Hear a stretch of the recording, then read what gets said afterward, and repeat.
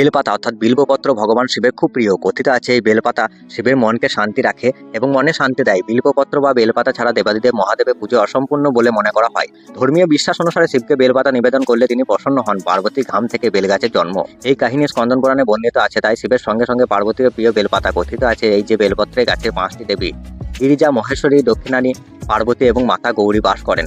হিন্দু ধর্মীয় অবলম্বনের কাছে বেলগাছ অত্যন্ত পবিত্র। মানুষের বিশ্বাস পার্বতীর কপালে একবার ঘাম দেখা যায়, মাটিতে পড়ার পর তার থেকে একটি ছোট গাছের জন্ম হয়। তার 3টি পাতা। তখন সখীদের অনুরোধে পার্বতী এই গাছের নাম দেন বিল্ব গাছ। কথিত আছে দেবী লক্ষ্মী বেলগাছে অবস্থান করবেন।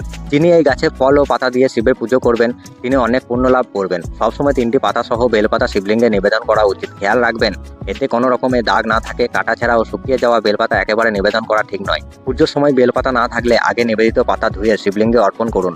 বেলপাতা কখনো বাসি হয় না। আপনি যদি মহাদেবের সত্যিকারে ভক্ত হয়ে থাকেন তাহলে আমার চ্যানেলটি অবশ্যই সাবস্ক্রাইব করে, লাইক করে, কমেন্টে হার হার